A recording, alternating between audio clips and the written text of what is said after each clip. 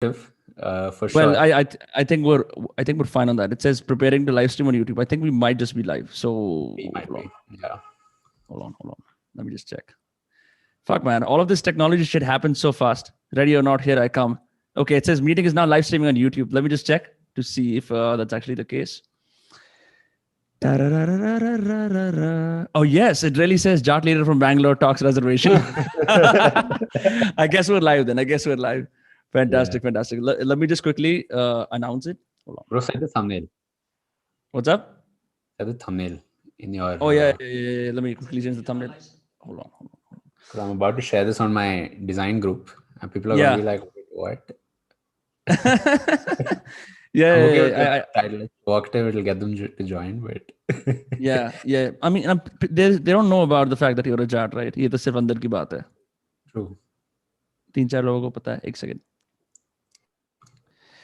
How do I do this? Thumbnail. Yes, there you go. Fantastic. I hope my screen is not visible to the rest of the viewers. Because that'll be bad news. No, it's not. Okay, fantastic. Yeah, a couple of people told me how some YouTubers got their numbers leaked because someone by chance किसी ने किसी screen share कर दी. प्रखर भी बता रहा था उसका number भी ऐसे leak हो गया था एक बार. Crazy. Okay. What's happening? So you want me to share the thumbnail with you or what? I mean, just upload it on YouTube for this video. Yes, it's uploaded. Okay, bro. Cool. I have the thumbnails. Chill. Fantastic. Yeah, there's nothing in the description. We're just going right into the belly of this shit. Mm-hmm. I mean, obviously people know who you are. Hold on. Okay, fantastic. Let me just open chat. यार मैं ऐसे ना एकदम बिल्कुल giga chat बना हुआ हूँ technology के मामले में. You must be like laughing. Fucking no design idea, no description, no sense of timing. What the fuck is happening, huh? Okay, so I have the chat right here. Yeah, fantastic. Cool. Yeah. Yeah, bro. Go for it. Go for it. Should I start my spiel? Yeah. Let's do it. Let's kickstart. Fuck yeah. Abhinav Chikara, you are looking fantastic in that Hawaiian shirt, brother. Has anyone ever told you you're cute? Yeah, few people. I really wanted to have you on Dostcast, but this is the Dostcast only happens when we're live. This is the best that we can manage as of now. Speaking in English on my nice, pure and proper, prim, professional English channel. That'll subsequently be a course one day. Yeah, man. But you're doing 10K designers and you're doing a fucking awesome job. What is it like teaching a cohort? Because I know lots of people sell courses, but you actually teach on a weekly basis. Good, bro. It's quite crazy. So this is the second cohort. We're about halfway through, which is good. But it's very interesting. Like, I mean, jumping straight to like productivity talk. I've just figured out a lot of stuff about myself while running this. Yeah. About how a lot of stuff I was just like, yeah. Like for the longest time, I never used a calendar. I was like, oh, fuck calendars. It's for people who, need to be in meetings all day. And now I'm like, shit, the calendar has improved my life. So I've been like rediscovering a lot of these things. Yeah, last time we talked a bunch about productivity, and I was like, this guy is getting shit done that no one else is. But this is quite surprising कि तुमने calendar का इस्तेमाल ही कभी नहीं करा. Yeah. So is it hard to manage like a bunch of people because everyone has different? I'm assuming like different progresses, right? Someone's like a beginner designer who barely knows how to, who understands like the golden ratio and stuff, and then someone's like had a couple of internships. How do you like make sure that everyone you like as a teacher, everyone like how teachers are like this is a weak student, this is a strong student, and I need to make sure that everyone has the same pace. How do you do that? It's so the first cohort was just me randomly figuring all this out. Yeah. Second cohort, so you were being paid to learn. Yeah. Now I've got mentors on board, so I've got like a bunch of my people that I've known from before. I'm like, come join as a mentor. So now we're doing like office hours every single night almost, where we have like live sessions, Zoom, this thing where you discuss and everything. So it's very, very high touch, like super personalized, and you actually get to interact with people a lot. But basically, I've been able to get other people on board as well. So it's not just me who has to take on this entire responsibility. I see. Yeah, the chat thinks you're actually cute. They says he is cute, lol, and this comes from a guy called Vinayak Dhyani. Damn, bro. Vinayak's hitting on me on stream. Yeah, this is a new. I haven't seen this. This is the first time I'm streaming with someone else on YouTube. So it's quite remarkable the sort of like input that comes from the chat, and you just see people responding. Yeah, there's actually 3 people on this call. Like overall, it's not just you and me talking. It's Oh, so you, there's me, some and then we're cucking someone else right now. No, we've got the audience. We've got the entire audience. Oh, I know. It's not a. I thought you have like a separate guy on this call that I can't see because you're like tech enthusiast or sari baatein record kar raha hai. It's like so when it comes out, it just beeps out everything that you can't say in 10K designers. Yeah. All the swear words and stuff. Yeah, but like, do you at all? This is a weird question out of nowhere. Do you work out? Do you physically work out? Do you do something engaging in physicality at all? No, bro. I wish I did, but at the moment, nothing. Mm-hmm. Back in the day, I used to cycle a lot. So whenever I see your cycling post, I'm like, I want to get back into it. But lately, nothing, bro. Not at all. Not great to admit this, but yeah. Yeah. No, I only wondered because I keep seeing stories of you every now and then, probably on a coffee run or something. You're on a scooter with like a mask. And then the next story is just like, I've been getting coffee. So I'm like, I wonder if there's some physicality to it. No, it's so the thing is at the beginning of this lockdown, my Enfield, the battery got fucked up. So now I have to take it out every single week. Yeah.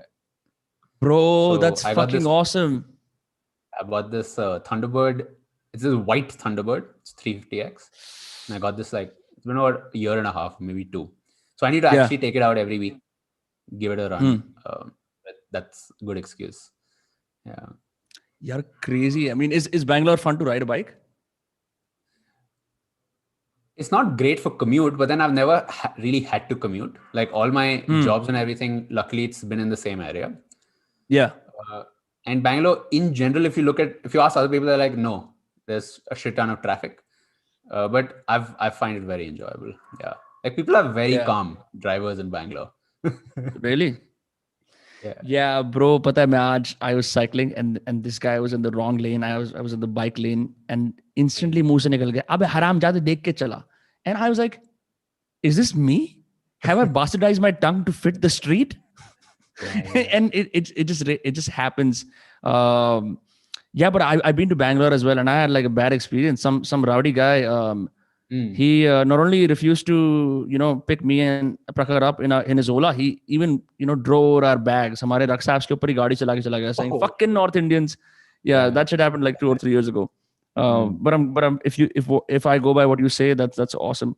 Now there's a question for you by Shebin Joseph. Can you tell the difference between product designer and UI UX designer? By the way, you can look at the chat if you want. You don't have to answer every question because I'm sure you must get like dozens. Yeah, I have the chat open, but Shebin, the answer to that is you'd have to figure it out yourself. This is a roughly non-design chat, but in general, your answer is the same thing. But we're gonna go low on questions for a while. Yeah. ठीक है. Okay. इसको हम कर देते हैं नीचे. It's just you and me now. Fantastic. Yeah, so tell me, what is up with Abnooks coming back up again? I see Abnooks has this guy who's a lot like Alex Jones, Someone takes away his broadcasting rights and then he shows up right back again. Ki maine itne mahino mein ye sab gather kare. What's up with that? I see a lot of videos coming out. Bro, for me, it's, I feel like I'm creating in public and then I'm creating in private and it's going in waves. Yeah. Creating in private, I mean like just for the cohort.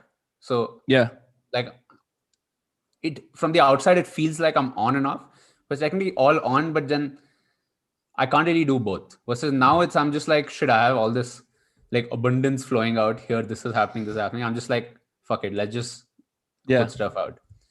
That way, like I've got like 3 channels now on YouTube, which is crazy. Like I've got the design channel, Abnox 2, and then I'm doing this other thing called Whiteboard, which is a podcast as well. Yeah. I see that. I see those live streams. My calendar system has enabled me to do this. Yeah, I know. Last time we talked, I was, taking advice from you about sort of having a team and like, scheduling stuff. And we had a very interesting discussion about this one question that that revolves around the idea of like, should you work in public? Should you work in private? Should you work in isolation and then, showcase later? This happened during the lockdown, right? And then a couple of months later, right, I have finally decided it is so much better to work in public, inspired by, of course, Twitter artists like David Perel and Jack Butcher. I've seen the way they've incrementally progressed to being just pages that deliver value from a very specific domain to actually being pages and people and businesses that sell quantifiable products. It has been amazing. And you're just like, this happened overnight. They share like a shred of their ideas and they work on most of the back end. That shred gets people curious. And then, when they finally release their product, you're like, of course, I want to buy it. I've seen it from day one. It's remarkable. It definitely creates that narrative. You're planting the origin story before the movie comes out. So people get to know all this, they get used to you, and then boom. Yeah. I did that with my Shatir Kutta moniker. I was very confused. It was a shit posting account for all my debauchery. But then, I was inspired by some of my friends who told me, "Yaar, tu itni to baatein karta hi hai. Why not talk about, like the stuff that you care about?" And I was very hesitant because I'm like, I don't know everything. I know like मेरे को 4 या 5 बातें पता है, and I'm still learning a lot. But if I don't put it out, I wouldn't know. So like 30 days, 35, 40 days in, I'm completely different from when I first started. Like it just feels like people are with me on this. People have joined forces. Yeah, it just feels weird. Like when I talked to you in the lockdown, I was in that very information gathering phase, trying to parse through perspectives and see kaun sa sahi hai. And the answer was always in doing. It's surprising. Do you feel like that with Upnooks? Because it's like so far out left field from what you typically do as a professional, right? Professional, like standard ex-head of design at Unacademy, and then there's this like conspiracy theory shit that you do. So there's Abnux, which is the design thing, and then there's Abnux 2, which is the conspiracy. Right. So for me, it's been to the idea of putting it work in public and not. I feel the same thing where at a given point of time, there's only a few things which are on my mind, like a few themes that are running. Right. And now I start talking about it. I'm like, shit, I already spoke about it in that previous video. मैंने last week इस पे बात की थी. And then I start feeling like, like I need something new. But then the idea is also that when I look at my old videos, I'm listening to it and I'm like, hey, I don't even remember thinking that. Yeah. The themes that have been on my mind have kept changing. So it's almost like now if I don't create, this current, whatever picture is going to just like dissipate. So that is what it's been. And when I saw your 30-day thing, which is you did 30 days continuous videos, I was like, bro, like this is something I need to do as well. So like that's when I actually restarted my second channel, Abnux 2. But I was like, okay, let me do not 30 days, but let me do 7 days. So it's like about 3 days out now. And I think that kind of sprint mentality, as a creative, it really helps because it's almost like with creativity, like I also find this weird thing with creativity and productivity, right? Which is productivity, you're just like, let's get everything done. And creativity, you're like, you need to give yourself that space to be able to, articulate, to make those connections in your mind. Right. So it feels like going in like waves for me. Yeah, I have this book called Sprint. I think it's by this guy called George Knapp. He was an engineer at Google, and he implemented a system where he realized that it's very expensive to test ideas till, basically testing ideas and taking them to the final product, right? Like you won't know if something works until you build the rocket. But he devised a system where he got people from different teams together, got them excited about one idea, and he said, let's take 5-day sprints where number one, on the first day, we'll basically take out all the weaknesses of the idea. Second day we'll do this, right? Third day, then fifth day we'll test in the market in a small way. So we'll know if this sprint works internally within Google, it's going to work outside. And I just read the outline of the book, never even read the book. And it's so surprising that learning sort of cemented in my head when I did the 30-day thing, right? Because then I realized, okay, so there is clearly something that's happening. There is clearly a need in the market about, just acquiring language or simply, the ability to converse in English, right? Which is something that still is so heavy on Indians' minds, right? And I commend you for being able to sort of explain the way you explain things in a very simple mathematical manner. Like that's probably been like one of your USPs when I see your videos as well. There's always a clear idea that you have, and then you extrapolate around the idea, and then you very carefully move back to the idea. And I think I don't know, like, how did you get so good at communicating these things? Is it a part of your engineering background? Or like, actually, a better question, let me take it one step back, is what sort of conversations do you have outside, like your Abnooks to your 10K designers? Like, who are the people you hang out with? What do you guys talk about? So with communication, let's take it way back. I've never really been too much of an extrovert, which is I've never done things like being on stage, doing like I've done debates, but I haven't done other type of like stuff, like not going on stage, being free form or any of that stuff. And in general, I was very reserved. Like I couldn't really strike up a conversation with anyone, right? So in school, that's sort of how it was. Eventually, I felt like I was able to articulate things for design because things were so objective there. So what works for you works for everyone, right? Yeah. So I was like, okay, I can now get into this very specific domain rather than in just communication. I can get into just design. And that is something I can talk about. And that is something that there was a feedback loop for as well, which is like doing the projects, talking to, let's say, clients, getting that feedback, doing that.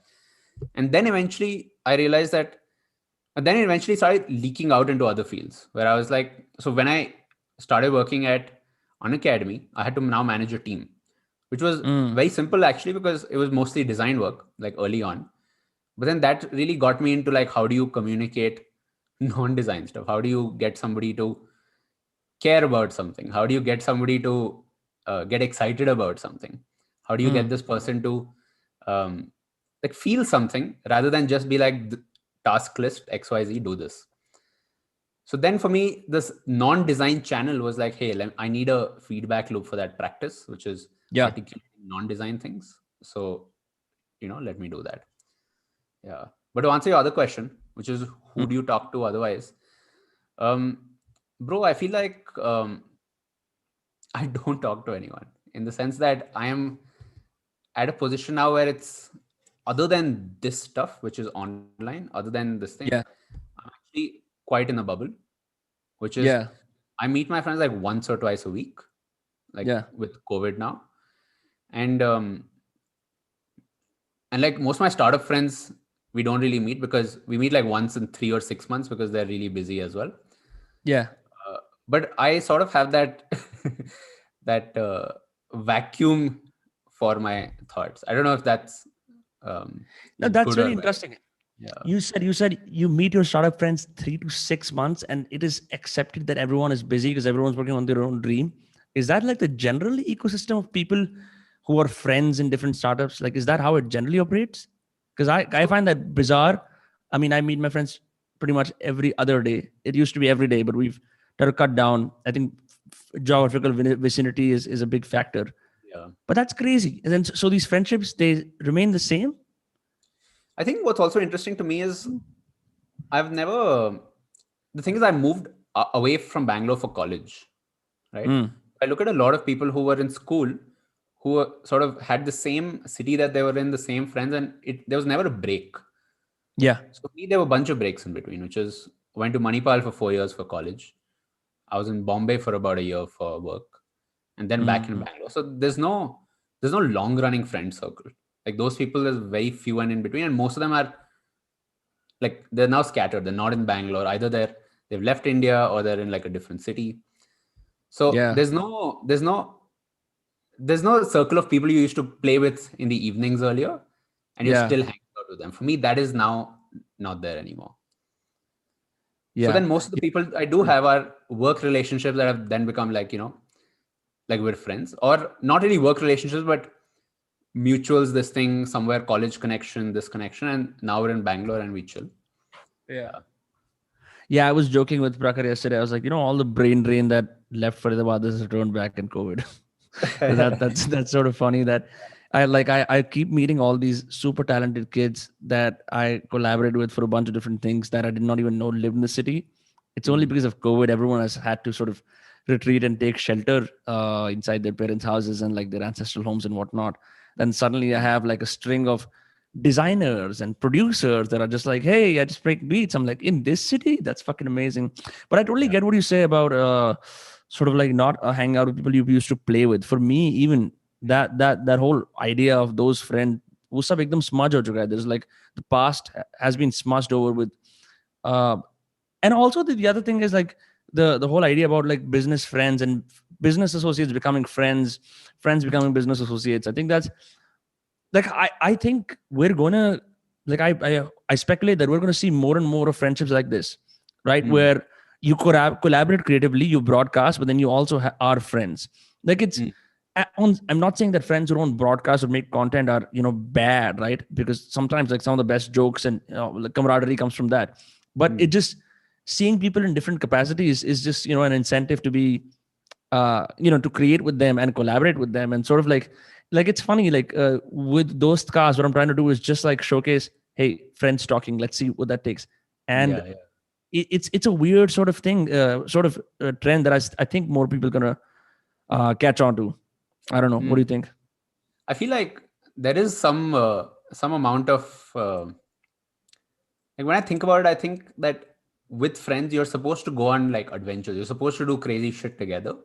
Yeah. And I feel like it is kind of sad maybe that there is no crazy shit to do in some sense. Which is, as a kid, there was so much you could get into.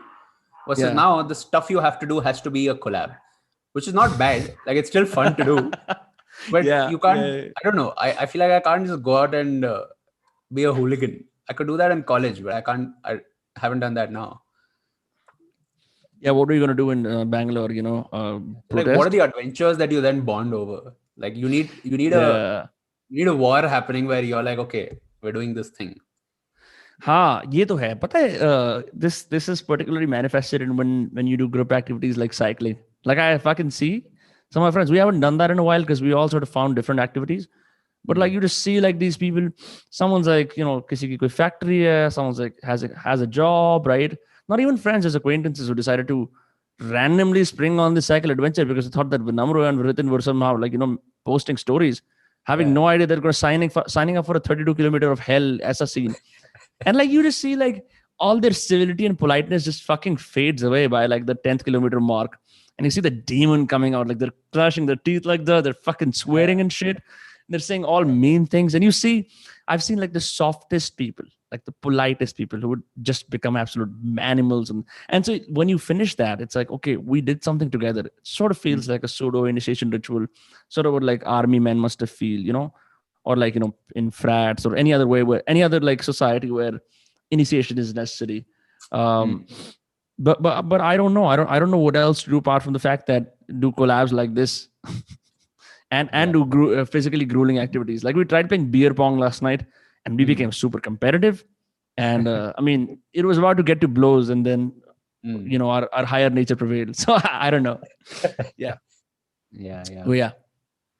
Definitely, bro. So, I feel like I need to find some more physical activities. It might start with cycling. Yeah, cycling's great, man. Cycling, especially when you like put earphones in, which is highly non-advisable, but it's like the best way to sort of get in sync, and you're going stroke to stroke and just enjoying yourself and just I don't know. I always say like after a certain point, it becomes personal. It's no longer about your physicality. No. That's when like your inner bitch comes out, like all your weaknesses, insecurities, they just prop up about how you fucked up that one time in 7th grade, like this random shit comes up and it's just you and you're on the cycle. So wait, so what do you do for like fun? Do you listen to music? Do you fucking read conspiracy theories? What do you do? I'm on the internet the whole time. But I feel like I don't know. I find it hard to always make that fun versus work distinction because it just keeps flowing in and out of that.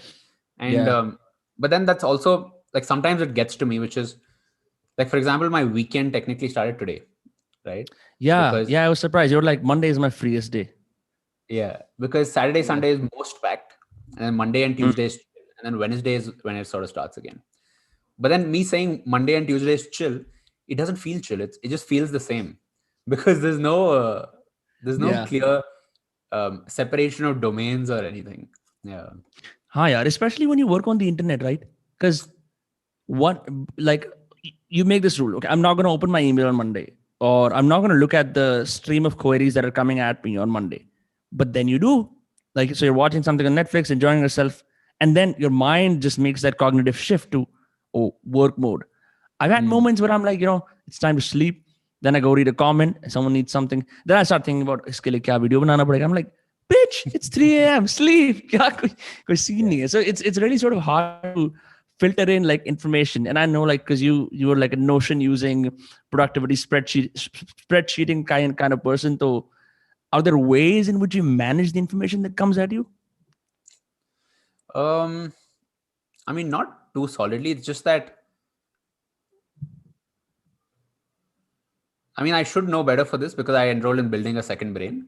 Oh, bro, let's talk about that. Let's talk about that. Yeah. So, bro, I mean, if I had to tell you about the course, Mm. I don't have, I haven't got to a point where I can articulate properly. But for me, the Yeah. main reason I enrolled was, number one, it's a cohort-based program just like mine, Mm. and it's huge. It's like 1,000 people. So I was like, I need to learn all these systems in place so that I know when I need to scale, this is what I need to do. So on Yeah. that front, amazing learning. Mm. On the actual topic side, it's a very frameworks heavy course with Yeah. like some tactical stuff in between. Like for example, um, having a Oh, so Chrome extension. just for the chat, we should specify what building a second brain is. Building a second brain is basically this course that helps you manage all the information that you have in your life. Essentially, taking off the training wheels that you have when basically not relying on your brain or paper notes anymore. Right? Is that accurate? Yes. So the idea is the brain was not made to store ideas; it's made to come Hmm. up with ideas. So how do you Interesting. create um, a system of knowledge management that lives outside your brain? Hmm. In simple words, that's a note-taking app.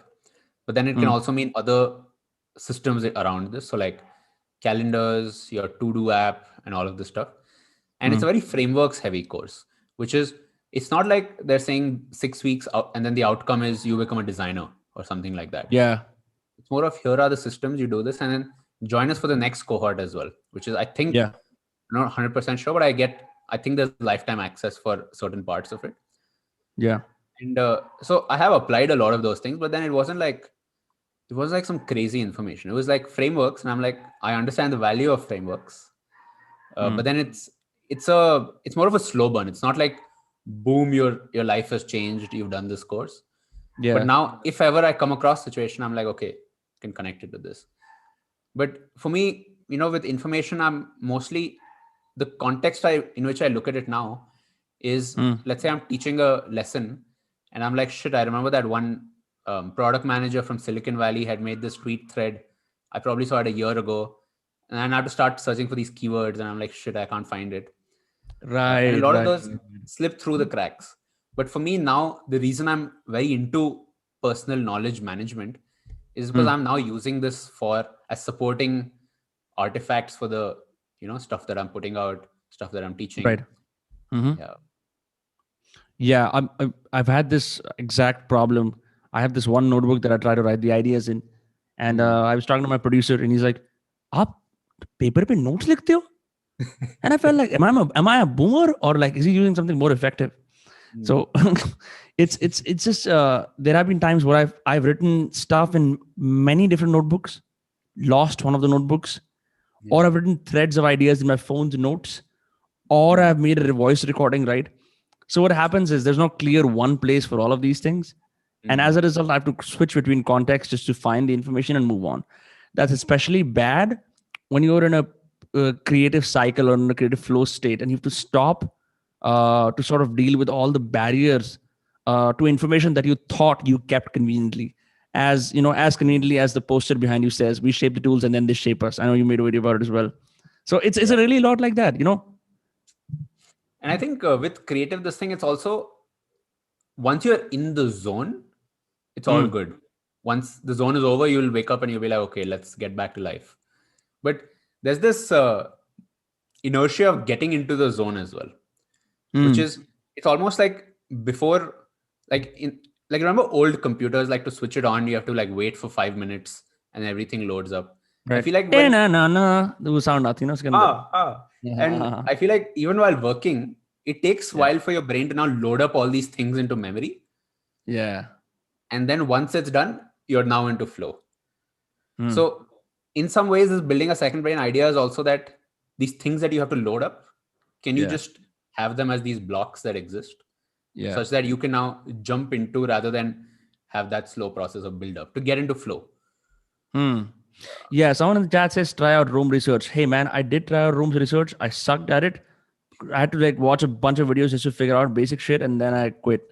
Yeah, I'm still slow to adapt to these tools. Like really, I feel stupid saying this, but like my cousins know better shit than I do, and they're younger. So it just, I mean, I clearly am having a massive boomer moment with some of this shit. Like I appreciate how you like politely saying stream में कुछ help चाहिए तो बता देना, because I couldn't fucking figure it out.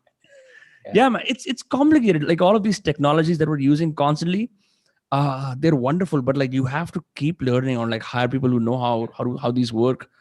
Like I some relative had come to my house today, and she was talking about like having a YouTube channel and stuff, and she was saying, how do you figure out titles and thumbnails? And I'm like, well, I mean, I sort of wing it. It's sort of working. But then she's like, I can't wait for this YouTube money to come in. And I was like, should I tell her? Just make the bad news. Yeah, but I did not. But it's we have so many misconceptions around, especially YouTube, now that I've been sort of making videos about how YouTube is going to make you famous. Are you making any money off these channels at all? Because I know like you have to get to 1 million or 2 million to even make decent bank. It's like, bro, it's like $20, $40, $50 a month. Yeah. Right, on the higher end. On the higher end. Yeah, on the higher end.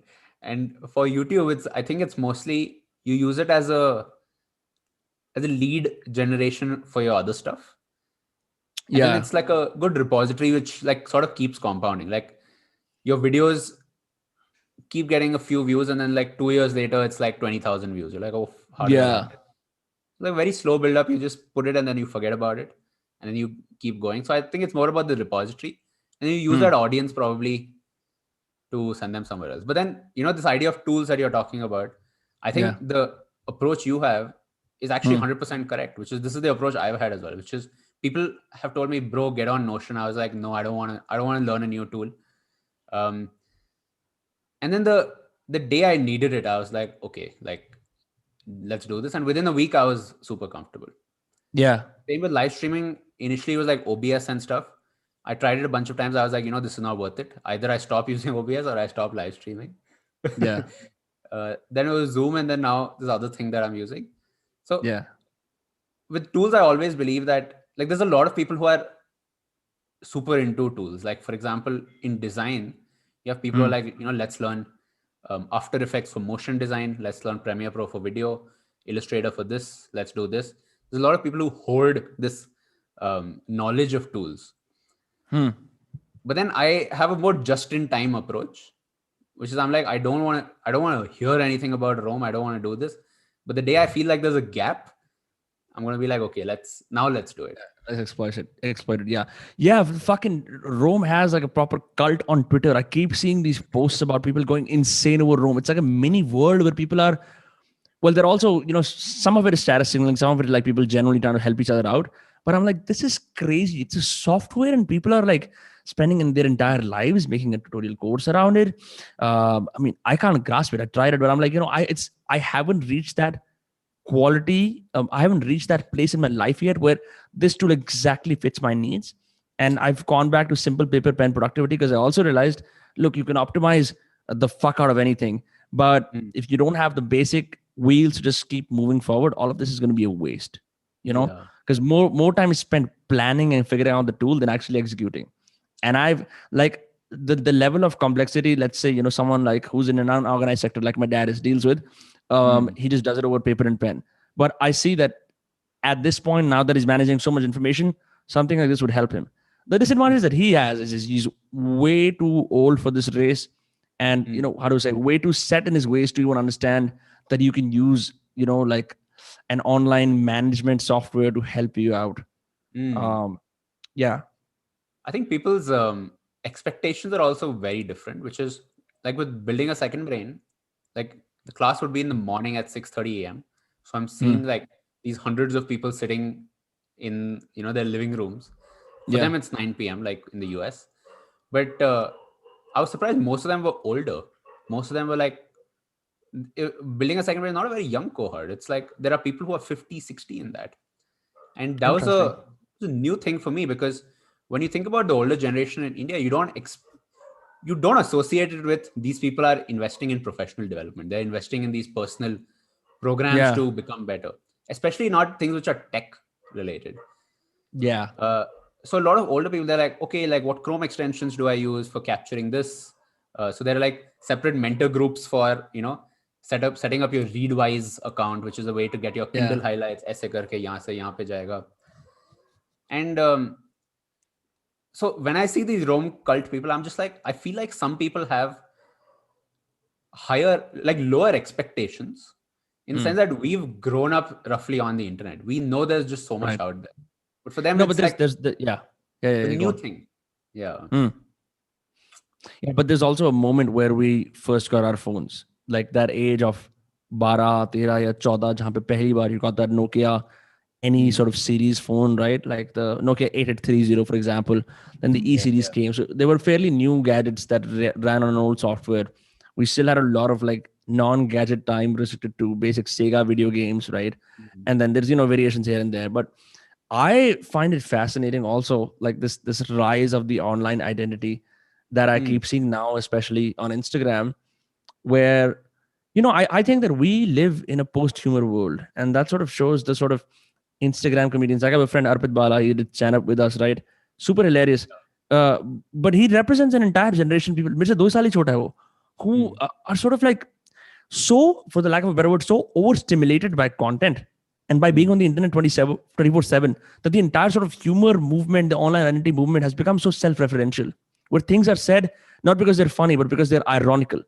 You point out things that are non-funny, and as a result you become funny. And I'm like, that's crazy. And you're a big fan of meme culture, so you could probably relate. Like, isn't that crazy? Like, we didn't have that. We had like basic hamare like Raju Srivastav like making a joke on what's the Great Indian Laughter Challenge, or like, oh, this is what comedy is. It's completely changed, gone out of left wing and right wing. Bilkul kuch aur hi ban chuka hai. True, man. I definitely feel that. I think it's in some sense, I think before there were fewer narratives that more people were sort of into, which is 9 p.m. Raat ko on this channel, there's a show, and that a lot of people, a lot of my friends will be watching that. Right. Versus now, it's like, okay, everybody's in their own bubble. There's this very particular connection of creators that they follow, which is like, if it overlaps, it's rare. Like, bro, you watch this guy. But there's less overlap. Yeah, that's a conversation that I'm also seeing on the sidelines. The fact that you follow someone, and that sort of becomes like a like a point of, oh my God, we can be friends now because you follow the same shit that I do. Like, I never thought that would happen. The fact that, okay, you watch this guy's content, Hannah, he's so underrated. Nah, totally, yaar. And so you vibe on the fact that you vicariously like you watch the same shit, but in a very different way, because YouTube had to, or like some other platform, to do something fucking weird to wire it to your interests, and then by chance your friend has the same interest. You're like, oh shit, you're into this as well. Like it's because I've had some experience with pickup artists and stuff. Sara wo social confidence wala pura movement hum logon ne explore kara. So it's like people would, if they wanted to like signal that they know what's up, like they'll drop a few words, and then if you grab onto it, they'll like instantly take you aside. Oh bro, terko pata hai, blah blah blah blah blah. Let this like just talk to you for like 2 hours nonstop. Yeah, man. Do you find yourself wanting to actually? Do you find yourself feeling that the world that we're in, especially online with all these identities and these jokes, and is it too complex, or do you feel like you can understand what's sort of happening? Because I know you're a big fan of memes. You keep sharing memes, right? Yeah, yeah. I feel like usually it is a form of in-group signaling, right? Interesting. With the content thing, for example, it's almost like your algorithm and my algorithm decided we both should watch this new thing. Yeah. It's some sort of matchmaking that's happening, and then you're like, shit, are we now in that in-group? With memes Hmm. also, I feel like it's like memes to me, it's like subculture. There's a lot. It's not like it's a new thing, which is Hmm. like most streetwear brands are built on the same idea, which is like this thing I have here is by this dude Hmm. Virgil Abloh, who's the founder of Off-White, and he has Yeah. this philosophy, which is anything Off-White makes has to appeal to the tourist and as well as the purist. Interesting. Which is when you look at fashion, like when you look at streetwear, which is like super expensive, Off-White, Supreme, a lot of that is it is an in-group thing, which is if you know what the meaning is, that's cool, you're Hmm. now in the in-group. But if not, you're the tourist where you're like, it's still a cool product.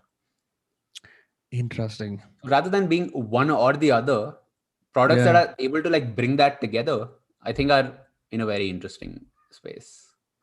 Yeah. I mean, I can make the relation in my head now because there's like either like, like rich sheiks from Arab will buy this shit, or like people who have like 20 pairs of 350s and like every single version will buy this shit. Yeah, And yeah. they exactly represent the tourist and the purist. Because for the sheik, it's the fact that he has this exclusive access to this really cool thing that is expensive. And for the purist, it's one in his long set of sort of narrative around why he likes sneaker culture and Yeah, why it yeah. makes him different. That's super interesting. Are you a big fan of sneaker culture or like fashion? Um, Definitely, I am. I don't hoard Yeah. too much though. Very minimal Hmm. hoarding. But Hmm. this idea with me for like the tourist and purist thing is also interesting because if you're on one of the sides, then Hmm. there is a problem. Which is if you're on the tourist side, it feels like you're selling out. You're like, I have to do this thing which YouTube wants. I have to do it this way. But then if you have that narrative running in your mind, which is like, hey, this is what it actually is, or Hmm.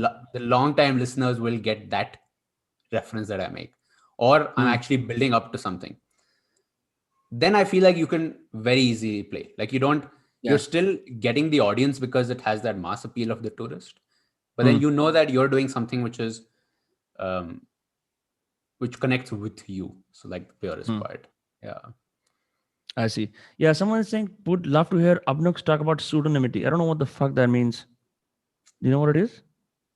Yeah. So it's it's being anonymous, but like pseudo Hmm. anonymous, which is some people know who you are. Yeah. So for example, you have a lot of anon Twitter accounts, which are just anonymous. Yeah. um, People in the know might know who that person is, but then Yeah. otherwise to the public, it's a totally anonymous account. Yeah. Classic example like Banksy's family and friends would know obviously who he is, right? And then for the rest Yeah. of us, it's Banksy. Yeah. Yeah. But I was gonna do that with mm, the I have a dog mask, but I decided it's too stuffy, so I just showed my face. for Shadir Kutta. Yeah, yeah, yeah.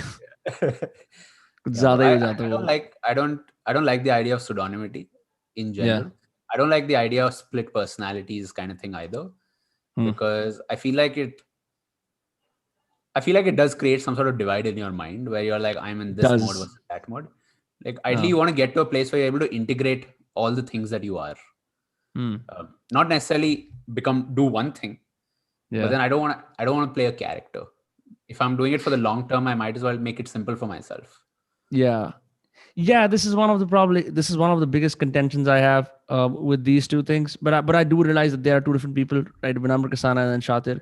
Because uh, if you really say like the truth all the time, कि, बिल्कुल मेरे को ऐसा लगता है, right? You risk losing out on a lot of credibility that sort of comes with just being able to show off and broadcast your skill in a very how do I say, like proper manner, Plus, I read this David Perel tweet. He's like, people are going to have multiple online monikers in the future, so that if one gets fucked up, they still have like, reservoirs in the other. I really like that idea. Like, you have like, 8 different sort of broadcasting monikers. One's like a writer, one's like a painter, one's like this anonymous like Twitter troll guy, and you can sort of like enter and exit those universes as you see fit. Let's say one guy gets, like docs on Twitter for saying something absurd. You still have like these 2 other guys who like do this other shit.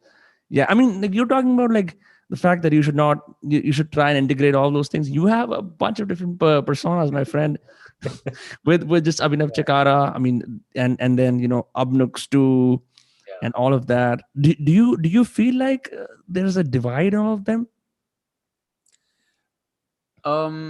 For me, I feel like the different characters are more of like a thinking hat kind of scene, where I'm like, I am into a certain type of theme that I get into. But then on a very practical level, it's mostly the audience, which is, I don't know, for whatever reason, I think you sort of confuse your audience at some point, which is, as an individual who's watching this, they probably understand if they've been watching previous videos. But I feel like most of your audience is a new audience at any given point in time. Yeah. So to one day be like XYZ and then the second day be like this. So I feel like it's probably best to have separate outlets for it. Yeah. But so far I don't really believe in this idea of multiple identities, mostly because on a practical level, like we already have it, which is I have a bunch of Instagram accounts on my Instagram and I can switch between them. Right. Yeah. Behavior exists. But on a very practical level, I'm not going to put in the effort to grow followers for each of those. And then one account feels better because it has, certain things. So, yeah. Yeah. On this account, I mean, it's just all old people who don't really use YouTube. Because it's, like when you first start out your venture, your parents are like, "Arey, isne kuch naya shuru kara, share karo WhatsApp pe." So like they understand that you can subscribe, but they don't actively look for this content. The biggest sort of barriers is like ye bahut complicated hai. That's partly the reason why I started Shadir Kutta, because I wanted to be accessible. But like they don't go and sit like, okay, let's watch this so and so's son or daughter, like this 23-year-old talking to other like people like him about stuff. Because I feel like older people are slightly cynical about the younger people talking about concepts, like they know the world. And like they're like, "Arey, humne to bahut zindagi ji hai, tumhe kya pata?" And so a lot of the people on this account are just old, and whoever is actively commenting in the chat is just like the enthusiasts from Shatir Kutta. The YouTube audience are like, "Yeah, bro, ye hai, wo hai, aisa hai, vaisa hai." The young male audience, which has bolstered so many of our nation's creators. Yeah. I feel like also culturally, India being a more collectivist than individualist thing means people are more pseudonymous in general, which is, if you look at WhatsApp profile pictures, a lot of the times instead of being your face, it's going to be a symbol that represents something. Shri Krishna, or the Om symbol, or it's like a cute animal, or this thing. So I think India there is this culture where you want to not put your identity online because something feels wrong about it. But then at the same time, people who do it build a following because it's unusual. People are like, oh shit. Like when I think about design content, most design content back in the day was people doing screencasts. You can't even see their face. They're like, hello guys, today we're going to be doing a XD. ऐसा ही होता है. मैंने ऐसे सीखा Premiere Pro. Yeah. And it's great. It's informational, but you'll never build that personality wala connection. Right. Yeah, that's why they use like those Amazon affiliate links on the bottom. Like they have like these small little $1 PDFs you can download, because like they're like, okay, this is some exclusive information. But yeah, I think when you put yourself out, you risk losing anonymity, but you also gain things tremendously. One of the things I've been sort of, especially careful about in the last couple of days, I did the 30-day challenge and things just skyrocketed for me. And I thought like, in my city, I can just roam around wherever I want, and like no one's gonna recognize me, which is a fucking awesome thing as a writer, because you can just observe people doing their weird shit and just take notes. But lately, a couple of people have started recognizing me from behind the mask. They're like, "Aren't you Vinamre?" I'm like, "Shit, fuck, no." One part of me is like, "अच्छा तो लग रहा है, मेरे को जानते हैं." But the other part is like, "Fuck, man." So I guess I have to move places now, and Yeah, I don't know, man. It's a very weird thing. You put yourself out, but then like I don't, like you put your stuff out and you're like, okay, I'm a creator. मैंने create कर दिया. I hope this helps people and so on and so forth. But then you don't know how people consume you. You don't know like if they watched 7 videos of yours today, if they watched 17, if they watched 30 seconds and made an impression. And I mean, you can just put stuff out and you can't control the way you'll be perceived. The only thing you can do is like, either you can be very deliberate about, okay, I'm going to be very sure this video mein main yahi baat karu, or you can just hope that the quantity supersedes any faults they find. It's confusing. Have you had this where you feel like you'll be recognized, or like what is your basic relationship with anonymity and public? I think it's definitely happened, like mostly in coffee shops, because designers Bangalore? scene, people go there, they work, so it happens. Not so much on the street, like maybe in a grocery store once or twice, but I think it is parasocial relationships in some sense, which is What's parasocial? So parasocial relationships, basically, if you look at it, it seems like a very negative thing, which is it's the idea that your Dunbar number or whatever is your tribe, you have these many people. But then today, because of Hollywood, let's say Lindsay Lohan, but she doesn't know you. Yeah. You now start talking about her in a way that she is a part of your tribe. And then it takes up the spots in your Dunbar number. And now the minute it shifts, you're like, shit, I'm alienated.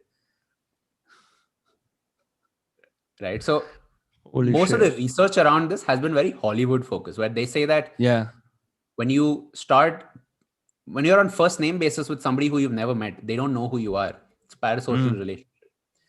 But then if you think about it, with COVID, we're seeing way more live streams now than last year. Maybe that's because we're doing it, so we're noticing it more. Yeah. But at some level, you do need parasocial relationships, because otherwise you are sort of limited to where you are physically. So for example, people watching you right now who watched your content, people watching me who watch my content, we do share a parasocial relationship, which is, it's not really a negative thing. It's just that that's the nature of things now. Like, that's your virtual identity then. Yeah, it's incredible, like how we've become so networked from not being networked at all, right? Your network was your school, maybe the friends you played with in the evenings, right? If you had any. And then there's, like your family and stuff. Maybe you have a pen pal, maybe, right? Like, or maybe like when PSN or Xbox, like live first came on, like the first few random gamers from across the world. And now we're right here, man. And it's strange. It's like part of the reason why, like, I'm thinking about like the fact the number of people I've met, even if I'm not physically met them, I sort of parasocially, like you use the word parasocial, saw them, saw who they were, right? Have had their names, I heard their names in conversation, even if that was an online conversation. Spoke about them as if I knew about them. And then a couple of those relationships converted into actual opportunities. And then we just became friends. And now, like, it's weird. Like when you look at your Instagram story, you find that, okay, like these 500 or 600 people, depending on how many follow you, actually spend like a neuron or 2 or 3 neurons today, and maybe like a second of their day to sort of, like see what you were up to. And you do that again and again and again. It's like when you're taking it's like inviting the marketplace into your life 24/7. That's the way I see it. It's like the market के अंदर बैठे और 24 घंटे सारे vendors कुछ ना कुछ बोल रहे हैं. But you want to see what they have to offer. It's weird. It's confusing. I don't know why that is. I don't know why we do that. It's inherently rewarding. Everyone else seems to be doing it. There's a very hidden sort of pleasure in seeing the lives of others, right? Oh, back then, voyeurism was heavily punished, regulated, right? Now it's become a part of our lives, seeing what others are up to. voyeurism has been very regulated, which is, for example, you know how if you go to Paris or Amsterdam, you have these peep shows where you're like, you put a coin and it opens this thing and you're like, this thing. So now you've got porn online, right? Before there was an entire industry which is a physical this thing for it. Yeah. Now but more than that, this idea of why it's happening now, I think in the same way that I think most technology starts as in the hands of few and then reaches to many. It's like phones, for example, now everybody has it. Yeah. The technology here, I'm using the word technology loosely. Yeah. It's almost like what WWE built up back in the day, which is this entire roster of characters that you and your friends knew. Anybody can do that today. You can build your own WWE. You can build your own cinematic universe, right? So it's almost like, and then the reason it worked out WWE because they were tapping into, I think, some human behavior, some human insight. Because it was a very interesting WWE story as well. Because before it, there wasn't a global wrestling type event. It was mostly like in the US, it was cities that had their own wrestling circuits. And then WWE did this, and I think WWE was also the first one to consciously say it's fake. Everybody else was pretending and saying that, oh, it's kind of real, bro, like this thing. They were like, it's fake, it's entertainment. We're actually doing entertainment. Take that knowledge and it's still going to be way better than all the others. But yeah, I feel like that parasocial relationships, it's the WWE model, which is now on YouTube Lives. It's on Instagram, Yeah, in the last, wow, you just blew my mind with that WWE analogy. Because you remember very distinctly kya hota tha ki, like people will boo for certain characters. People will always love John Cena. They will love The Rock. They represent the heroes among us, the good guys, the noble guys. Yeah. There's anti-heroes like The Undertaker. We like him because he's evil, right? He doesn't have a clear conscience, like I'm out here for good. Main tumhare saath hu. He isn't looking for your validation. He's not like saying ki mere liye cheer karo. It just happens because you're like the scary guy who's the anti-hero. Then there's characters who was always straight up booed, like The Miz and Randy Orton. But they also like represented this sort of archetype of the trickster, the evil guy that no one likes. And they had like all the negative TRP, right? I know the Great Khali was tried to usko kai baar they used like a bunch of different ways to market him, but it didn't really work out for him. At one point he was Punjabi playboy, which I think was hilarious because wo chalta hi nahi tha. And there was also this one time when like the wrestlers would say shit to him, and then his Punjabi translator would be like, "ये आपको मादरचोद बोल रहे हैं," and like, it's just, yeah. Wait, so people are saying we need more Abnuks too. Is more shit coming out? Yeah, man, it is. And I think with this whole WWE thing, I'm also now starting to think about if I do have this other outlet there, which is named separately, Abnux 2, why not create a character? Like, why not create the Undertaker, create the Kane, create someone there. Yeah. But then those are just some thoughts right now. Yeah, because of all the parasocial stuff that you've been talking about, since people are now starting to realize that, I'm friends with Prakhar is friends with me, I'm friends with Ritin is friends with me, and we all sort of create content on a very local level. What started happening is some people I meet in the lockdown, they're like, you guys are leading interesting lives. And a couple of people mentioned, you all look like characters in a story. Legit. So that's when I knew, okay, we're onto something. Like my sly mind is like, isko market kiya ja sakta hai. What if we start making t-shirts around, like we have a group, we use a name, and then, I mean, that's how all great, like the band Kiss, about the band Kiss, the glam rock band, the shitty musicians, horrible musicians, but they learned that they could market themselves. And so they sold merch that represented a very glam rock sort of era all the way up till 2020. And they're some of the richest musicians in the world. And, Rolling Stones are much better talented, but these guys figured out that there's people need to feel like they're a part of the in-group, right? And so stuff like merch, right? Even I know because you also sent like 10K designers merch, right? There's something very, it's like, welcome to the tribe. Yes. Yeah. Did you do that consciously? Did you or did you were like, it's a nice gesture? Definitely, dude. So in fact, what I'm doing, I don't talk about this part, but I'm building a streetwear brand on the side, which is in parallel with Oh, this. fucking This amazing. has to be the most complicated way to build a streetwear brand, which is do a cohort first, start teaching Yeah. design, do this. But my idea is with every single cohort, I'm creating a separate t-shirt. So a Okay. t-shirt then is a physical object that marks this point in time.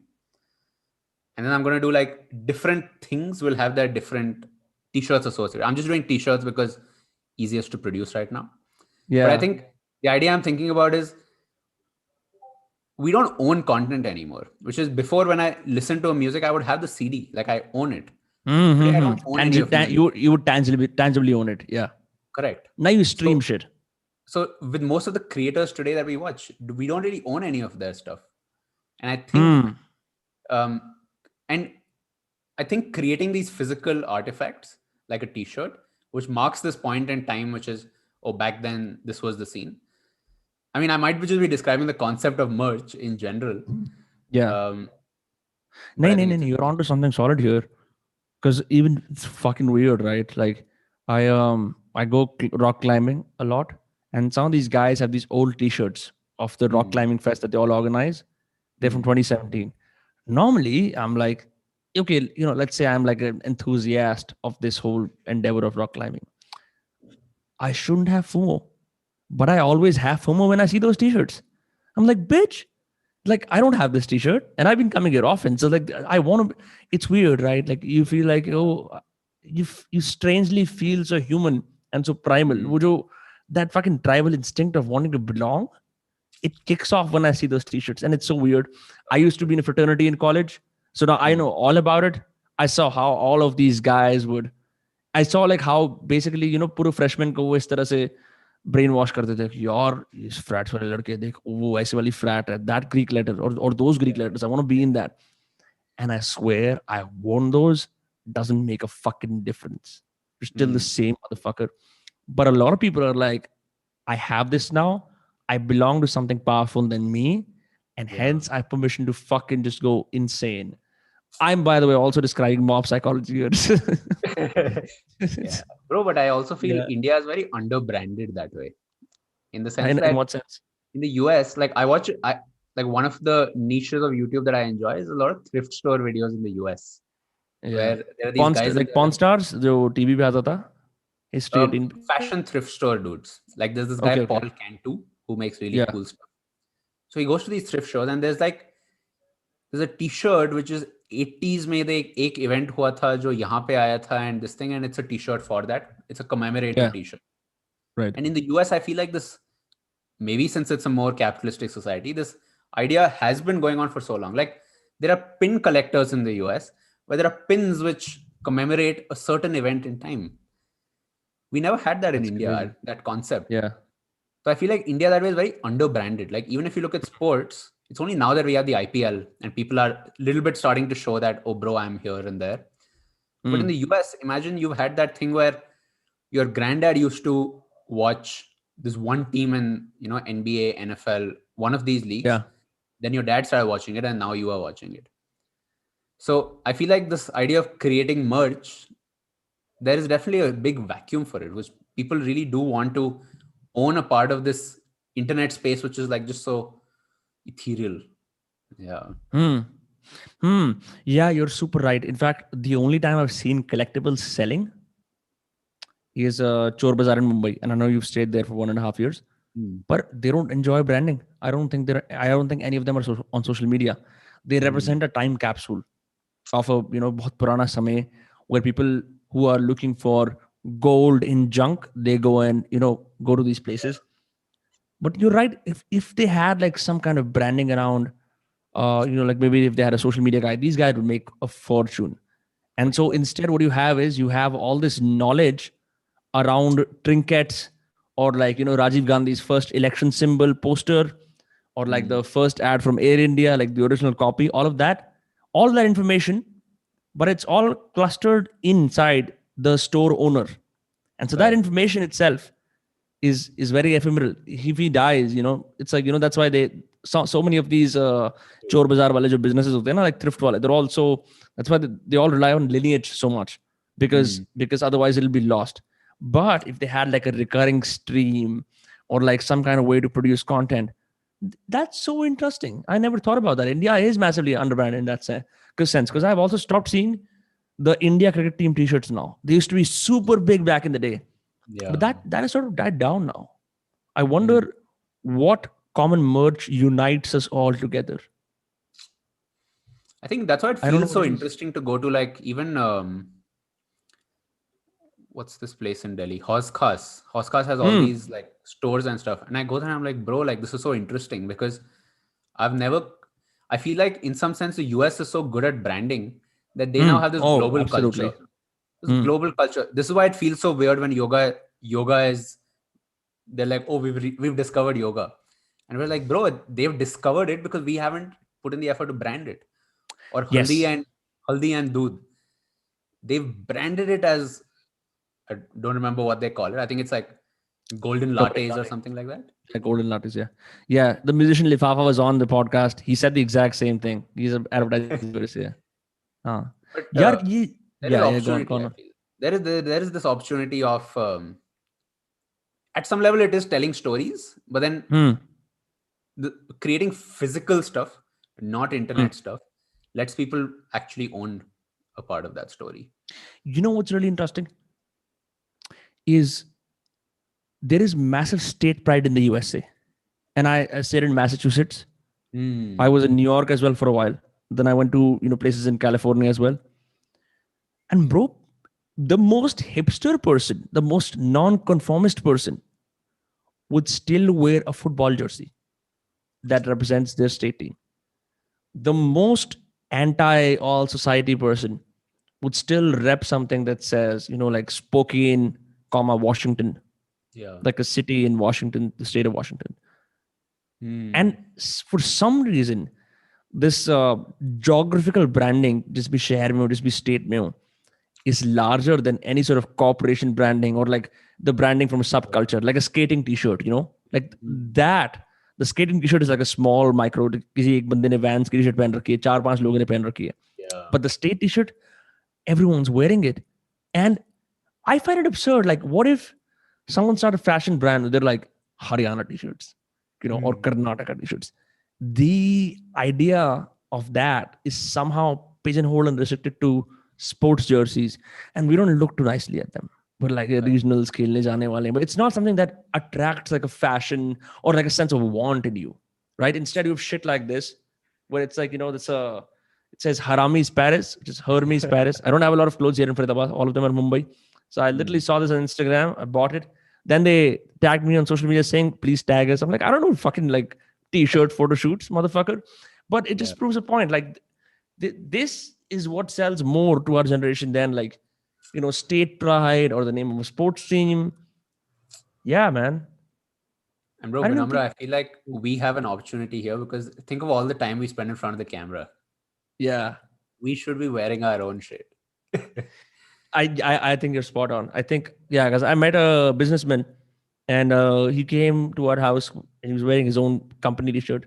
My mom asked me, "Why is that?" He's like, like people, all the big designers in Italy, like they laugh and they sit in their mansion saying, "Pura dunia hamare kapde pehen rahi hai." And Hmm. I think we should wear our. Yeah, man. I think I'm gonna really go ahead on those Lulichi T-shirts. My group is called Lulichi, so I'm just gonna make like a dick and some lychees, and Yeah. that's just gonna be my T-shirt, and Yeah. have my friends wear it. Bro, let That's me hook you up to crazy. my supplier after this for t-shirts. I know someone Yeah, really. So, yeah. yeah. I wanted you to just say supplier and end the conversation right there because that is that'll add a lot of tension and mystery to it. Yeah. Yeah. So, but like, are you getting heavy in the T-shirt business? I know you mentioned like a clothing line. Are there brands that you follow for inspiration? Are there people you talk to in the fashion industry? No, man. I feel like the idea is for me, a lot of the stuff in India never really resonated with me. Hmm. Maybe one reason is that India has a very global culture rather than subcultures. I mean, Hmm. actually, let me rephrase that. India has a more homogeneous culture, which is there are few things, which is this cricket, Bollywood, politics, right? And most people, the conversations are around these things. So in general, I've always felt a little alienated. Yeah. Um, Similarly, when it then comes to subcultures of fashion, let's say, In India, I feel like the very geographically thing, which is in Bangalore, there's nothing happening. Maybe in Bombay there is. Yeah. So for me, most of the conversations or the stuff that I'm like the conversation of reading going into this is streetwear brands in the US. What are they doing? What beyond just the design? Like, of course, I want to make cool designs, but what sells? Like, not everybody can make a t-shirt and there's a line of people standing outside in the morning to actually buy it, right? That's what happens with Supreme drops. So Supreme's whole model is that they do a season drop and then they announce at the beginning of the season on social media and everything, this is our entire collection. But then you don't know when each piece is going to drop. So every Monday or whatever, there's a drop and you have to go to the store to find out what from that collection is dropping.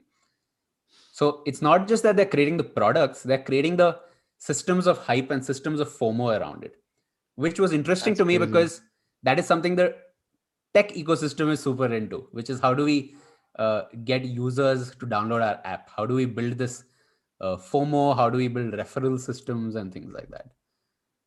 Yeah. Wow, man. I never knew what hype meant actually until I heard this conversation from you. Yeah. That's crazy, right? Because there's this element of surprise, right? For example, you're invested in the brand. You're like, I want to buy whatever they throw out. Even if you don't buy the piece, you end up going to the store. And let's say you're like a semi-influencer or something. You end up, putting it on your story. "Main aaj Supreme ke store pe aaya hu." And that creates more hype. Because what says hype? Well, an influencer, like that's like one of the biggest. It's a personification of hype. Is like people extrapolating these lifestyles out online and creating this massive FOMO, and people are like, "Ye mere ko bhi karna hai." So of course, that's crazy. But yeah, you're right. Like, yeah. When you do this, you probably meet people as well. If you're going and I'm assuming if you're going and standing outside a Supreme store every week, you're going to meet people there who are into this. So that's then your subcultures that typically exist very widely online coming into the physical world. I was in this place by the way, where did you stay in Mumbai when you were in Mumbai for 1.5 years? I was near Powai. Yeah. You're near Powai. Yeah, where IIT is, right? Yeah. Yeah. Mm-hmm. There is this place in Bandra called 145 Bandra. It's like a famous cafe, nightclub-esque joint. And they had a street style sneaker plus some fucking streetwear shit. I was there to close some clients for a friend, so I had no interest in any of those things, right? But I got to meet the top players in India's sneaker and street style game. And the conversation I had with them on the side where I was trying to close these two people, right, for my friend's business. It seemed like a very self-referential industry. Like there were, again, us pure room ke andar, it was exactly what you said, tourists and purists. People who just randomly walked in because like this I want to know what street style is, but I'm dumb as fuck. Let's walk in. That's me, right? And I'm so deeply, heavily invested into street style. This is my moment to shine, right? So there are these two people.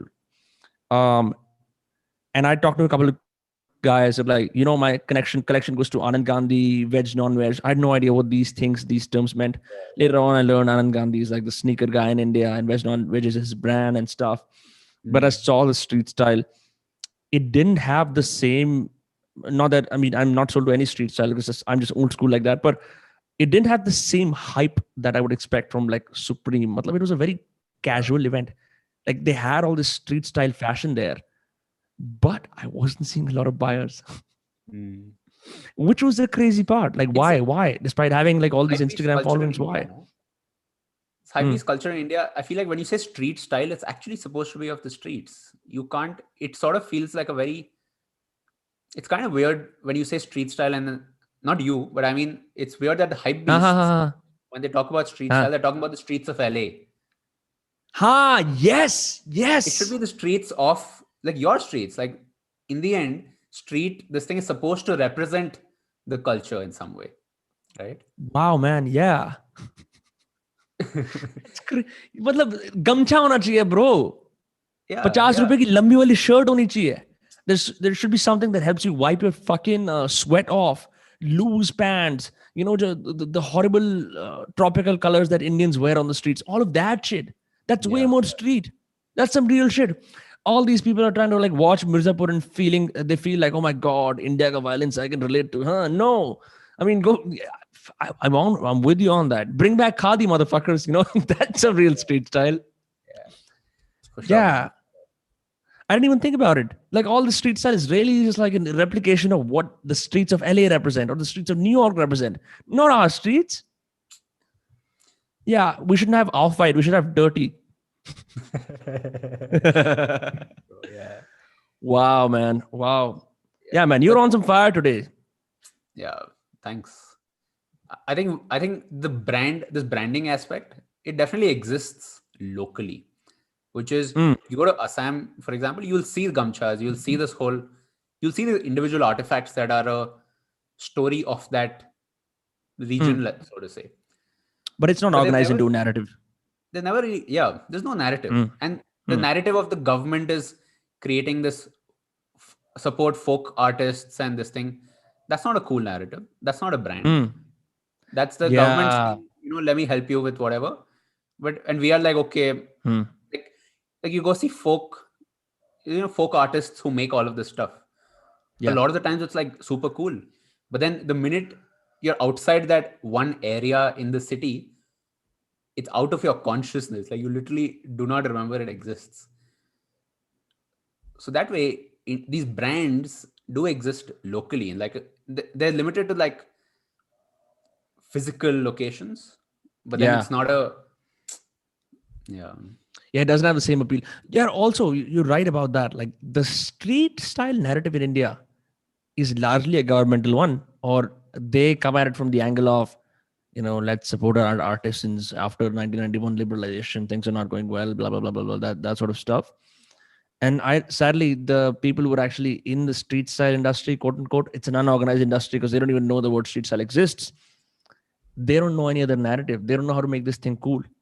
Like you can have hints here and there where some designer would magically use like a true Indian working class street something, कुछ उसको लगा दिया एक बहुत महंगी 30,000 रुपए की dress के अंदर, right? People are like, oh my god, but yeah, wow. And also, it's not the other thing. The truth I think that we're circling around is desirability. It's just not desirable. India ka jo street hai, it's just not something. It's not a. You can wear shit like that ironically, like legit. That's where we are at, right?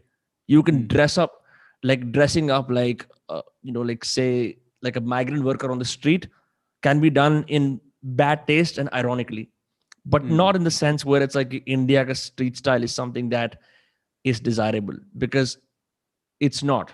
You know what I mean?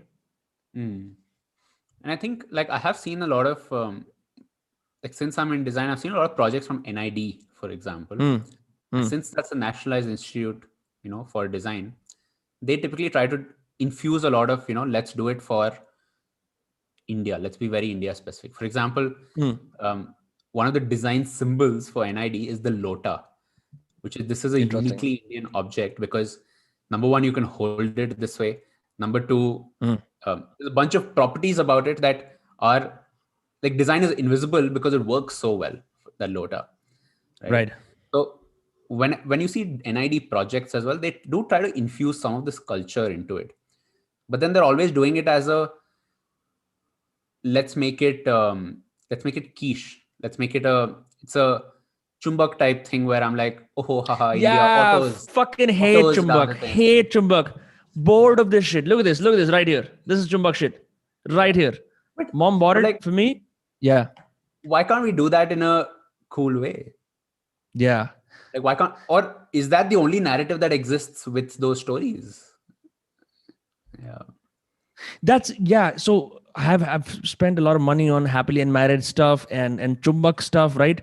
Where they're like, okay, let's make some semi-Indian, semi-Western trope about our movie and then, extrapolate it onto some sort of coaster or paper. Like, to kya hoga, I had this poster of Jimi Hendrix, but it's like Jimmy, Aja, Aja, making a reference to the famous song, Jimmy, Aja, Aja, but it's Jimi Hendrix, right? And it's a metal poster.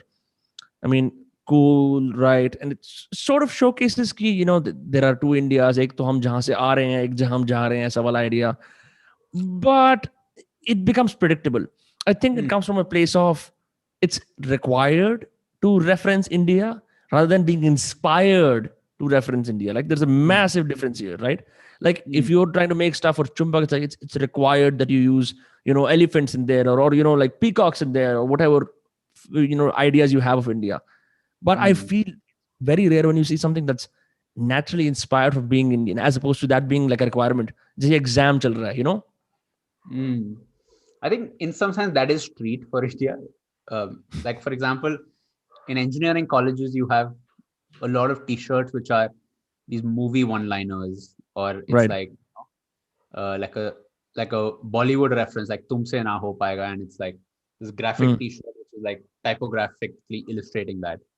Right. Technically, that is street, but then the point is, most of the cultures in India that have made it to street have been cricket, Bollywood, not politics, but cricket and Bollywood.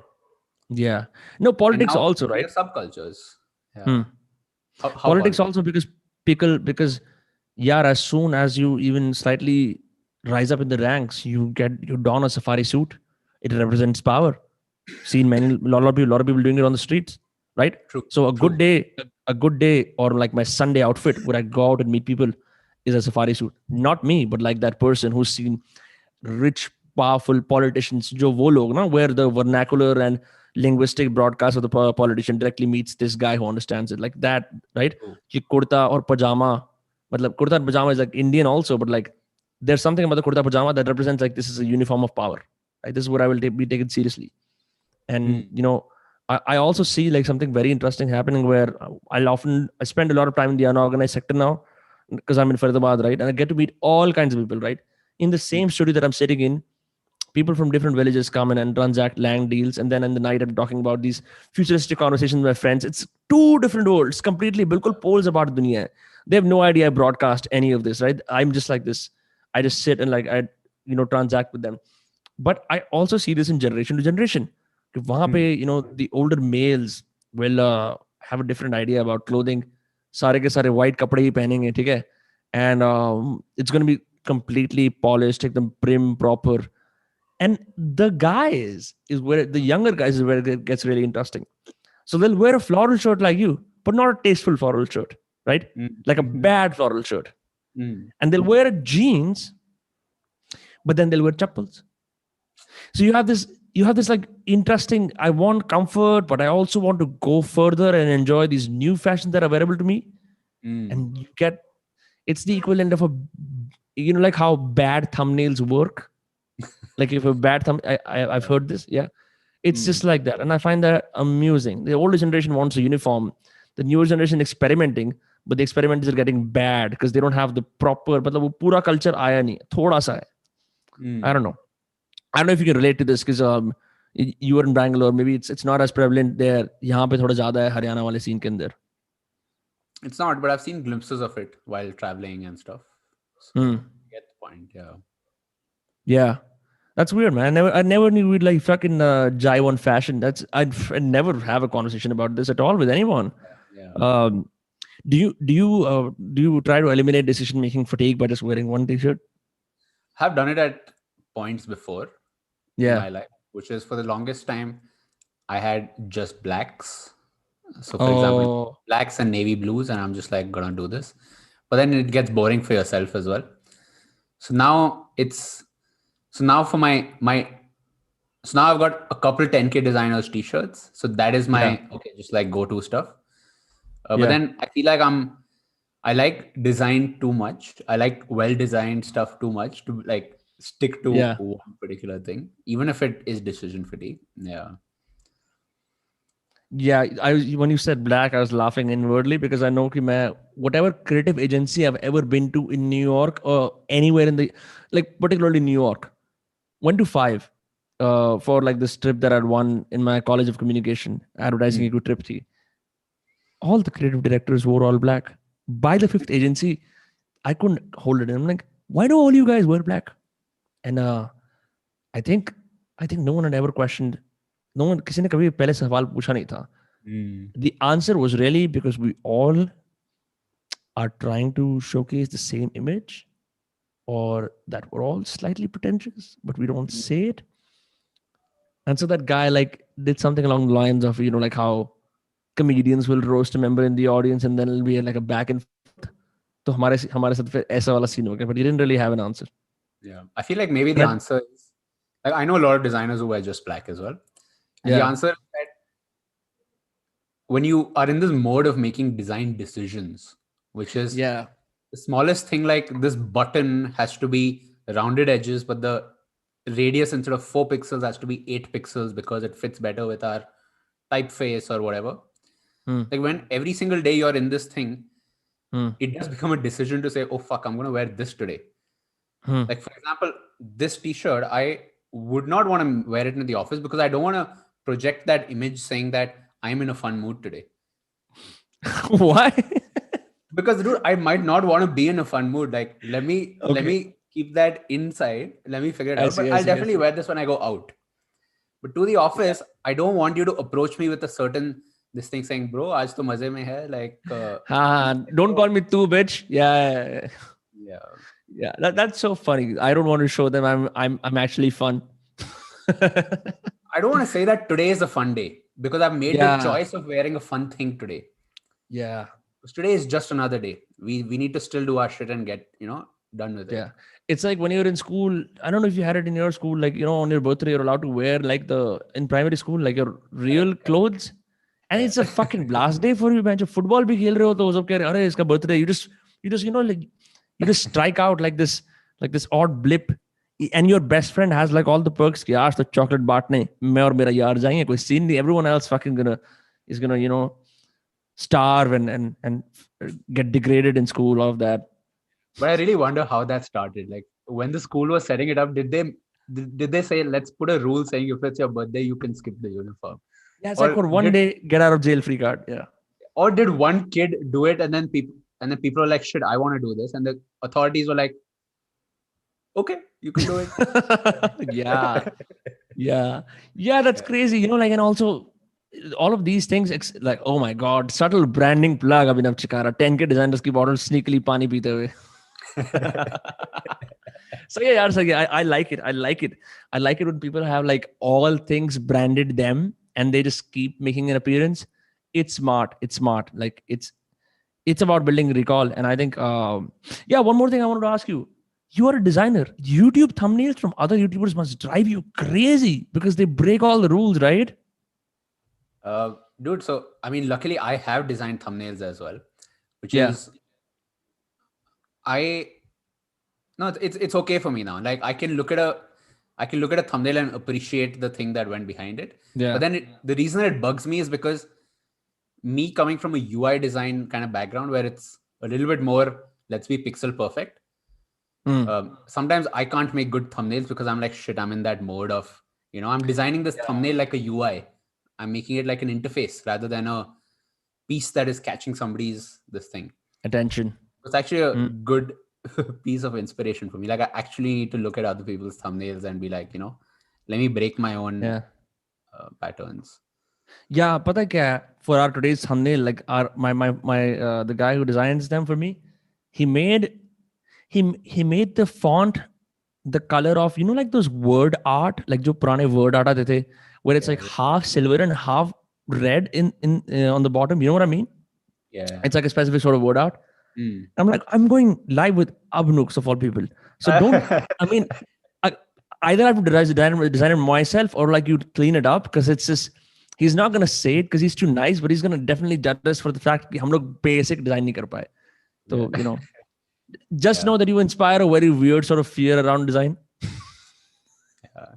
Dude, I mean, it's happened with like when I do. I love how you're just like, yeah, I do. It happens with guest podcasts where people send me like, oh, put this on your story. I'm like, no, I'll make my own version. Achha, on a serious note, how is ours today? On a scale of 1 to 10. Bro, I don't know. I don't want to be honest about this. Like, please be honest. So preface.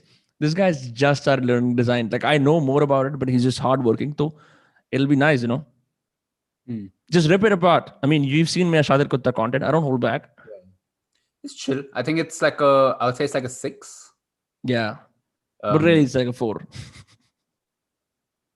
Yeah. See, I have to get the truth out of you because you're not going to say it. You're too nice, man.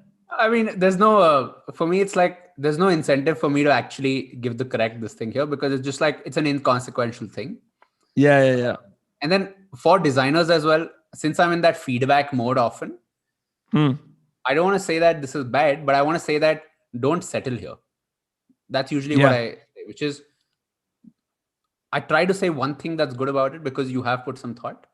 But then some of the other stuff, it's like, hey, you need to iterate. Don't assume that the first thing you do will be great. Yeah. Do 100 of these and then you'll know immediately what can be improved. Yeah. I mean, with design, you are like the king of that. I mean, you obviously run your entire business around that. But I've taken a couple of classes in college. And I took Jack Butcher's course on the elements of design. Visualize value? Visualize value. Yeah. I took that course. I fucking loved how beautiful Figma looks. It's such a, and he has like this presets that you can play around with, so you can make graphics like him. I tried a couple of those on LinkedIn. They blew up. I'm like, I'm gonna save this from when my product comes out. Not right now. नहीं तो अभी से करूँगा ना फिर लोग emulate करना शुरू कर देंगे. But it's remarkable what he's done with making things so fucking simple that he influences everyone. It's amazing. It's probably one of the best examples I've seen of people building in public and then monetizing their attention. Probably the best. Put that in the chat for people who want to look this up. Yeah. Definitely, bro. That is cool.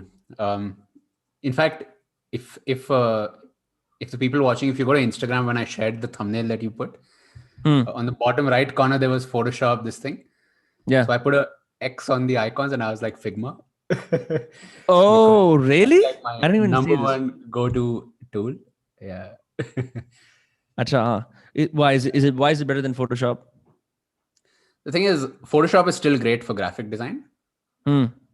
Amazing. For UI design, however, Figma is amazing. And now people have started using Figma for everything because firstly, it's online. You don't need to install a crazy amount of stuff. It's free. And you can share with other people easily. Like I can, like when we design our thumbnails and stuff, like 2-3 people are on the file, they're moving around. This person's changes are reflected real time. And I'm like, bro, like, let's do this. Yeah. You can't do that with any other, design tool. Yeah. Have you seen how architects work with maps? No, yeah, not really. My one of my grandfathers is an architect. He does things in a very traditional manner, and I've seen like they have this giant whiteboard, like a physical whiteboard, itna bada hota, and it's tilted like this. It's like 45 degrees, right? And there's, depending on who's working on what, there's multiple people drawing on it at the same time. It's crazy. It's not the same as where you can reverse certain things because you have to erase it. But it's still interesting to see people. Someone's going to make the outline of the house building, right? Someone's going to just focus on getting the scale right? And they all work in tandem with each other. It's amazing. It's very rare to see, especially with architecture and drawing, right? Because it falls in the whole category of craftsmanship, where you're using your hands and fingers to do something very delicate and precise, right? Pura artisanal wo hota hai. To see people collaborate on that is one thing. Do that versus like collaborating on like opening, I don't know, a drink. That's like very easy. Bad example, you know what I mean? But yeah, is it hard with all that collaboration as well?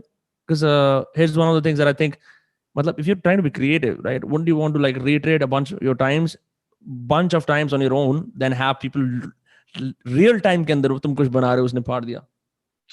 So typically I think the way it works is you first set up your file. It's just you here. You set something up. Then you give view access to certain people who you're like, you can't actually change anything. You can only look at it. Yeah. And you give edit access to some other people who you're like, hey, try something here as well. But then I think it like in this sense, the tools, they shape us. When you eventually start getting into Figma, you start realizing that none of my iterations are sacred. I shouldn't hold them so dearly that I need to, I need to only give it to people at the end stage when I think it's a good enough thing such that they don't look at me in a certain way. It's like you're okay with imperfection in some sense then. So the tool sort of creates that behavior in you. Yeah. How does ego play a role in all of this, in collaboration such as this, where someone has the germ of an idea and then कोई आ के बोलता है बेकार है, कुछ और करते हैं? And especially when it's happening in online, what are you going to be like, passive aggressive in the chat? You're like, I think the way ego plays out is with design in general compared to art. There is always this understanding that we're solving problems. We're not trying to express ourselves. Interesting. Yeah. Which is this screen, which is like a login screen. You don't have to put your personal flavor. You don't have to tell your life story through this login screen. It needs to talk about, let's say, the brand you're designing for, and then you should be able to log in a very simple and fast way. Yeah. So that way, when it comes to ego, it's more of, is your solution correct first? Or are you holding on to aspects that are not so important? Yeah, it's now I think about it. When you pointed out that distinction is, it's in service of what is the best for the end user. Whereas art, especially let's say paintings or collaborative art, that I mean, not I mean collaborative art is a big term, because there's dances as well, and dancers also have a general idea of we want it to be we want it to be in sync, and we want people to enjoy the complete picture. But I think, in a way, like designers are, I mean, I'm just maybe out of my bounds. I'm saying this, like a lot like engineers or like people in the hospitality industry, right? Where the end experience is far more, is something that matters far more than what I, Vinamre, feel at this moment in time. And sort of the tussle between my creative vision and your creative vision. कि ये वाला paint black में होना चाहिए, ये white में होना चाहिए, black में होगा क्योंकि मेरी मम्मी कल मर गई, white में होगा, like stuff like that. That's crazy. That's crazy, man. Yeah. You've definitely given me a lot to think this in this live stream. You should definitely make more design as content well around this. Yeah, man, I'm gonna try to. What I was saying is, with design, you still do have to be opinionated at some points, which is, it's not just like this democratic process where you're just thinking. Because I think that's where the creativity comes in. Because if it was just doing it, you would be like, where's the creativity? The creativity then comes in where, are you able to integrate all of your past experiences and bring this to the table? Where you're like, my first version itself, I've thought through all of these cases that you might question me for. Right. Yeah. Rather than just like in something and I'm like, I don't know if what to improve. Is it good or not? Yeah. In writing, there is this thing like the better you get at it, the better your first draft that you send will be, right? Because when people send stuff to their editors, they're like, मैंने तो कुछ भी लिख दिया, आप देख लो. They're like, save this, salvage something. Instead, like great writers, what they do is they're like, I'm gonna, of everything that I know, I'm already gonna write with the worst critic in my mind. So whatever I can cut out, I will cut out. And then I'm at the mercy of you because I've exhausted my subjective idea of what is good. And then I look to you. That's far different than just saying ki, I wrote something, maybe it's a stroke of genius, maybe it's absolute shit. What do you think? And then you go into a completely different territory where you don't know what you want to say. You're not sure what the editor's vision is, and then there's a lot of clash. True. Yeah, man. Abnux, man, it's been fantastic having you on the stream. Khatam karte hain. We've been at it for a while. Yes. Baki, I would love to have you on in Faridabad to do like a proper dost cast, so we can speak in Hindi for prolonged periods of time, which is a language that I know you are especially excited to speak in. Yeah, man. I mean, I have my own thoughts around that, which is, it takes me with Hindi. I think it takes me time to get into flow, which is I can't just start talking it, because there is some encoding process where thoughts and then language and then thing and then the feedback. There's something there which messes me up when it comes to Hindi. But when I was in USA, I used to get high and forget how to speak in English as a first year old, year.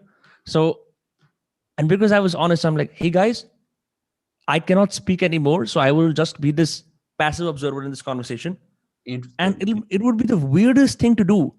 Like everything's going great, suddenly you're like, I'm going to eject myself out right now because I've lost the ability to communicate, very literally. Like I can gesture with my body and stuff, but I just can't speak the language. And that would be just, people would look at me with the weirdest faces. Ye kya keh raha hai aadmi?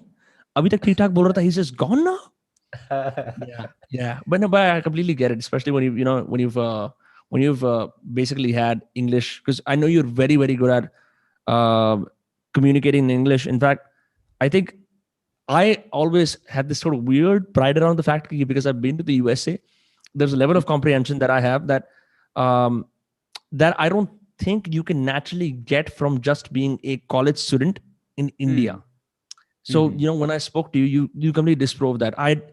By the idea that, okay, you can talk about a point about the mind and then extrapolate and take it somewhere and end it as if it's conversation. Because usually what happens is when Indians speak, they speak, this is a massive generalization, but when you try to talk about something, they use quick shortcuts to escape the nuance, right? Instead of saying that this conversation blew my mind in this specific way, they'll say something like, this conversation was deep. And that represents a bunch of different things. It's so ambiguous, you know what I mean? So I really appreciate the nuance that you bring to the table, even in your videos and in conversation as well. Thanks, man. Yeah. Yeah. So आज के लिए फिर इतना ही. बाकी बातें बाद में. People can follow 10K designers. Looking forward to part 3. I think this is part 2. This is part 2. There's going to be a part 3 for sure. We're going to have a lot of stuff to talk about in part 3 as well. Yeah, absolutely. Yeah. Yeah, man. And dude, I just want to say, like, it's one of the reasons I enjoy being on your podcast is, for me, whenever I speak to someone, it's not just me who has to articulate. For me, what I consider a good session is when the other person can bring something to the table that gets me to say something which I've never said before, or articulate or connect something in a way that previously I never thought to connect. Like a lot of these things that I'm saying, I might be saying it for the first time ever. So I think that way I really like your, I don't know whether I should call it interviewing skills or articulation, but yeah. Yeah, don't let out the secret. I didn't prepare for this. Yeah, no, I thank you, man. Thank you for saying that. Yeah, it's just that I don't want to be, I don't want to be like a passive observer in a conversation that I'm trying to have. You know what I mean? Like I would rather think with you and let's go to a place together. Jahan pe andhera hai. We might be wrong, but it'll be fun, you know? And so, I mean, that's what I try to do with these. And it'll be a lot more fun when you do those cast, because then I just, my intellectual cap just disappears. I'm no longer as serious about things. And that's where the real fucking weird shit starts. Like it's like a chai ki tapri, really. So, obviously, I look forward to having you on there as well. For sure, man. Yeah. ठीक है. चलो, sorted. करते हैं खत्म. Okay. Bye-bye. I didn't read the chat. So, chat, bye-bye. हम लोग दोस्त cast वाले, शातिर कुत्ते वाले चैनल पे पूरी chats पढ़ा करेंगे. This was an experiment where I live streamed a podcast. तो तब तक के लिए tune in करते रहिए. And he's Abnux on Twitter and 10K designers. There's so many things. I'll put it all in the description. तुम देख सकते हो. ठीक है? Fantastic. Okay, Abhinav.